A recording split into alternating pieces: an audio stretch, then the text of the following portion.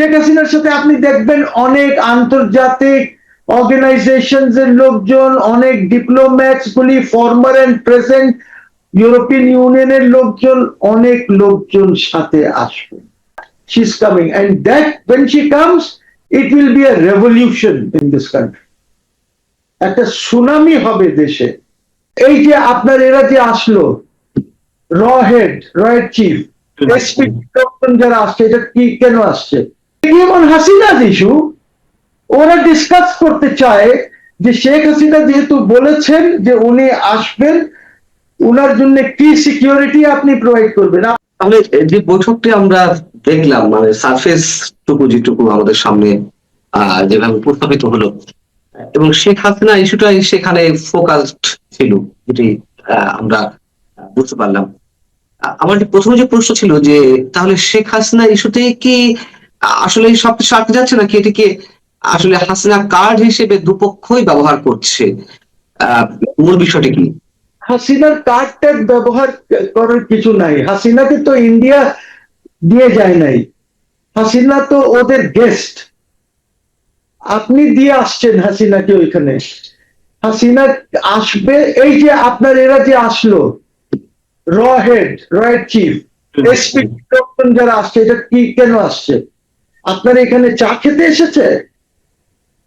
বাড়িতে কাম দেখি এমন হাসিনার ইস্যু, ওরা ডিসকাস করতে চায় যে শেখ হাসিনা যেহেতু বলেছেন যে উনি আসবেন, উনার জন্য কি সিকিউরিটি আপনি প্রোভাইড করবেন। আপনি জানেন এসপিজি তো হচ্ছে ওই গ্রুপ যে প্রাইম মিনিস্টারদেরকে, চিফ মিনিস্টারদেরকে বা আরো ভিভিআইপিস দেরকে যারা সিকিউরিটি প্রোভাইড করে, ইন্ডিয়ান এসপিজি যেটা আছে, হ্যাঁ, ওরা কেন আসছে? এটার জন্যই তো আসছে, আপনার সাথে আলাপ আলোচনা। আর আমি তো এই শোতেও বলেছি, government must talk to them, government must talk with India, government must talk with আমাদের হাসিনা হারসেলফ।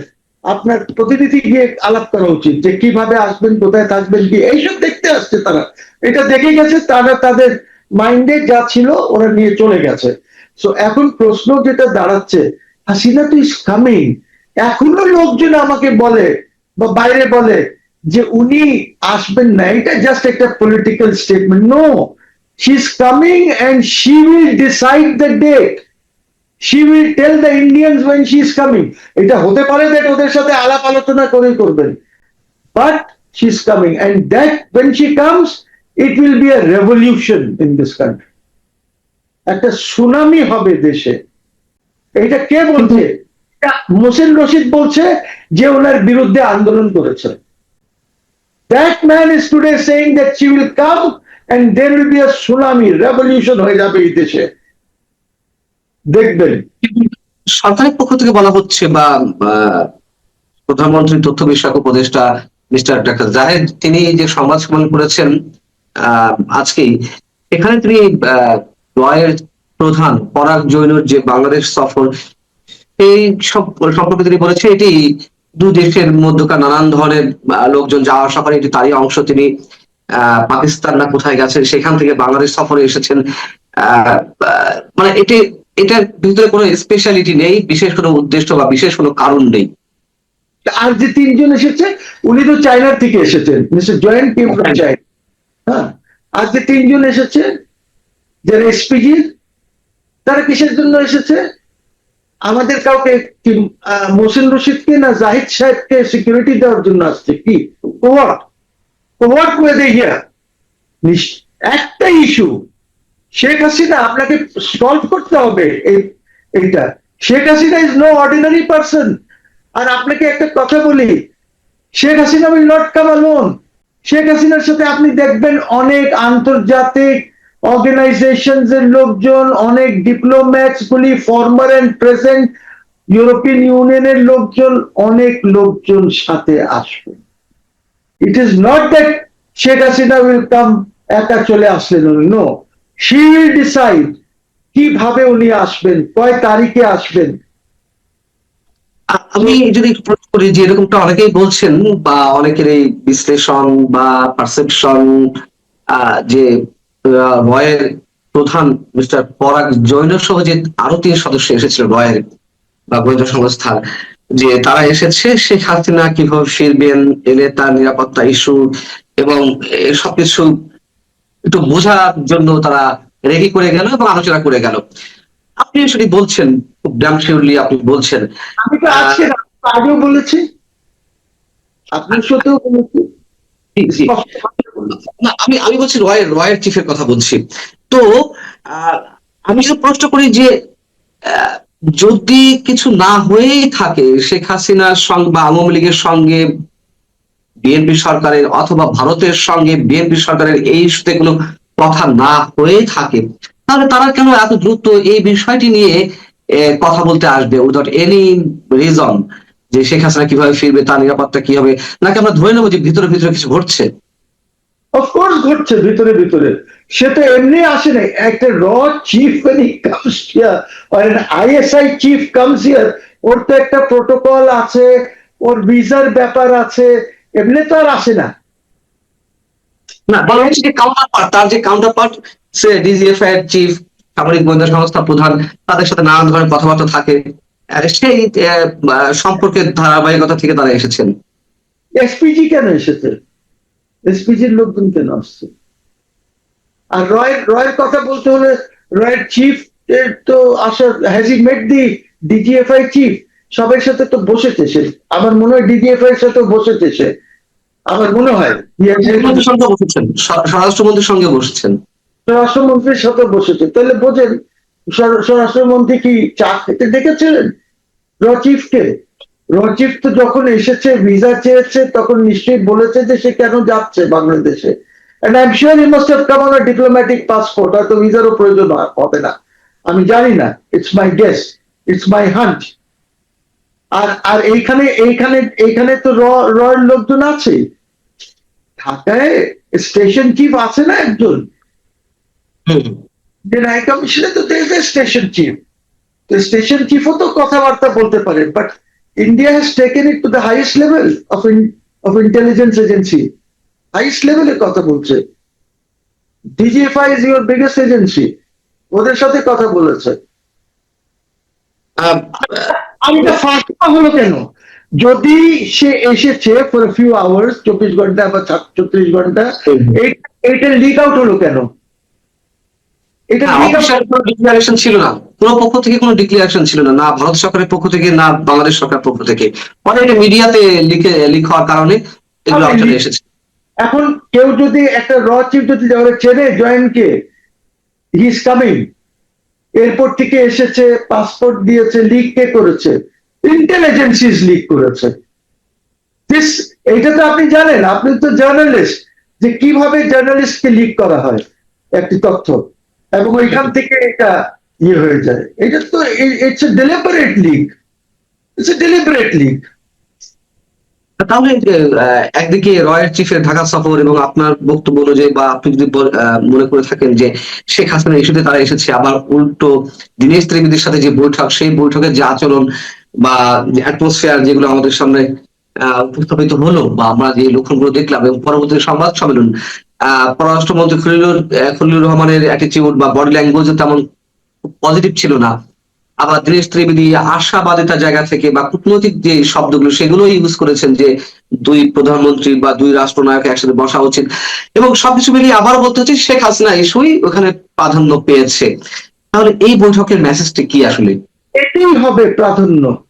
ওর কারণ হচ্ছে যে ওরা যদি কিছু নাও বলে, আপনি তো বলেছেন যে আপনার টেরিটরির থেকে শেখ হাসিনা এরকম বক্তব্য দিয়েছেন, আর ওনাকে, আচ্ছা সেটা যদি নাও বলে থাকেন, এইটা তো বলেছেন যে ওনাকে এক্সট্রাডাইট করেন, ওনাকে পাঠিয়ে দেন বাংলাদেশে, এক্সট্রাডাইট করেন, এটা তো বলেছেন। তাহলে আপনি নিজেই তো শেখ হাসিনার ইস্যু রেজ করেছেন। তা আপনি যদি এতটুকুন বলেন যে এক্সট্রাডাইট করেন উনাকে, আমরা তো বারবার চিঠি দিচ্ছি আপনাকে, হাদির এদেরকে এখানে পাঠান, এক্সট্রাডাইট করেন, ইস্যু তো রেজ করলেন আপনি। তা আপনি যখন ইস্যু রেজ করেছেন, আপনি এতটুকুন বলেছেন, তখন আমি ওকে বাড়িয়ে দিলাম, আমি বললাম যে শেখ হাসিনা যে আসবেন, ওনার সিকিউরিটির কি করবেন, উনি থাকবেন, এগুলি আমাদেরকে জানান। You raise the issue. তখন ওরা বলছে যে এটা তো দেখছে আমরা আইনি ভাবে ওনাকে এক্সট্রাডাইট করা যায় কিনা, রেস তো আপনি করবেন। Why did you raise that? Issue একটা, ঠিক আছে, ইস্যু একটা, কিন্তু ওয়ে তো দুটো। একটা হচ্ছে শেখ হাসিনা নিজে ফিরে আসবেন, আর একটা হচ্ছে সরকার চাইছে প্রত্যর্পণ চুক্তির অধীনে। তাহলে এখন বাধাটি কোথায় হয়ে দাঁড়িয়েছে? বাংলাদেশে দাঁড়িয়েছে বিকজ এক্সট্রাডিশন তো হতে পারে না। আপনি চুক্তিটা করতে হবে, চুক্তি করে দেখতে হবে। 2-3 আর্টিকেল যেখানে পলিটিক্স এর ব্যাপার আছে, তারপর এখানে ডুয়েল ইসের ব্যাপার আছে, যে একই জিনিস থাকতে হবে দুই দেশে। আপনি একটা মার্ডার হয়েছে, মার্ডার ট্রায়াল হয়েছে নর্মালি সিআরপিসি সেশনস কোর্টে, আর ইন্ডিয়াতে একই অবস্থায় হয়, দেন ইটস ওকে। নাম্বার 2 হচ্ছে আপনার এই যে ডুয়াল ইয়েটা, ওদের এখানে তো আইসিটি বলে কিছু নাই।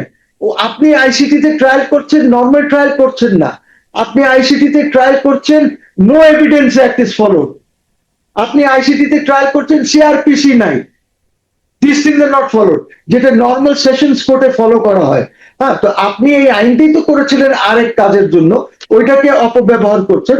এখনো হচ্ছে, 2009-তে অপব্যবহার হয়েছে। আমি এটা বারবার বলি, আমি শুধু এখনকার বলি না, আমি 2009-তে অপব্যবহার হয়েছে, 2024-এ।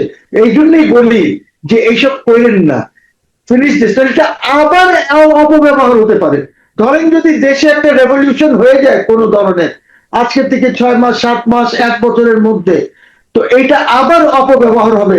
তখন ওই রেভলিউশনারিরা অপব্যবহার করে আপনাদের বিরুদ্ধে অপব্যবহার করবে।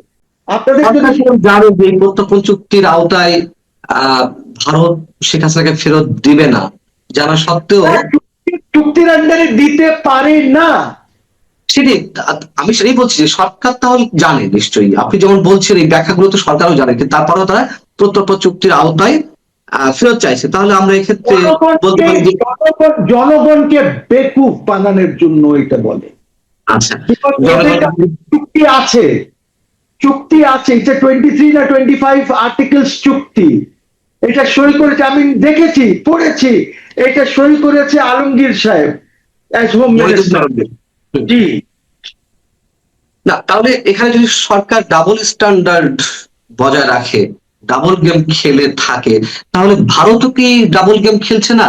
ভারত শেখ হাসিনাকে ওইভাবে ফেরত দিচ্ছে না ঠিকই, ভারত বলছে না আমরা বাক স্বাধীনতার উপর হস্তক্ষেপ করি না, আবার শেখ হাসিনা যে বক্তব্যগুলো দিচ্ছেন, যে সংবাদ সম্মেলনের মানে বিষয়টি আমাদের সামনে এলো, তো এগুলো তো নিশ্চয় ভারত সরকারের অনুমতি ছাড়া নিশ্চয় শেখ হাসিনা করতে পারতো না বা করছে না। তাহলে ভারতও কি ডাবল গেম খেলছে? ধরেন যদি আমরা ধরেই নেই যে শেখ হাসিনা অনুমতি নিয়ে করেছে, অথবা ওই ক্লাব, ফরেন করেসপন্ডেন্স ক্লাব সরকারের বা মিনিস্ট্রি অফ ইনফরমেশন থেকে কোনোভাবে অনুমতি নিয়ে করেছে, এন্ড দে হ্যাভ গিভেন অনুমতি। এখন ওই অনুমতি দিয়েছে কেন? ওই অনুমতি দিয়েছে because she is the de facto prime minister of Bangladesh, এবং উনি যেখান থেকে বক্তব্য রাখছেন that is the camp office of the de facto prime minister of Bangladesh. আমি ইন্ডিয়ার পক্ষে রিপ্লাই দিয়ে দিলাম। আমি শেষ প্রশ্নটি রাখতে চাই আপনার কাছে, আমরা অনুষ্ঠান শেষ করবো। সেটা হচ্ছে যে সমাধানটা কি? যে অবস্থা রয়েছে যে দুই পক্ষই অনড়, ভারত বাংলাদেশ, মাঝখানে শেখ হাসিনা ইস্যু, আসলে আপনার ফোরকাস্টিংটা কেমন হতে পারে? কি হতে যাচ্ছে? শেষটা কোথায়?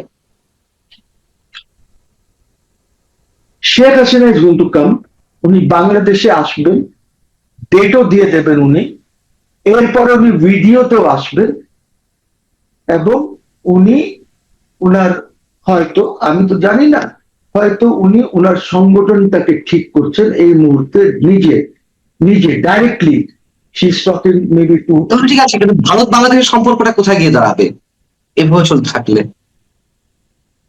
আচ্ছা, why should Bharat give a dam about this government? আপনি ওদের 7 সিস্টার, এটা তো continuation of the Yunus government, 7 sisters নিয়ে নেবেন, বে অফ বেঙ্গলে কাউকে ঢুকতে দেবেন না। ওরা কেন? ওরা তো এখন যেটা ছিল না, ওরা এখন ইউনুস তো একদম যাতা করে গেছে, এই বেচারা prime minister have to suffer for this. আপনি দেখেন 3টা গ্যারিসন তারা করেছে, দিজ আর নট ডিফেন্সিভ গ্যারিসনস,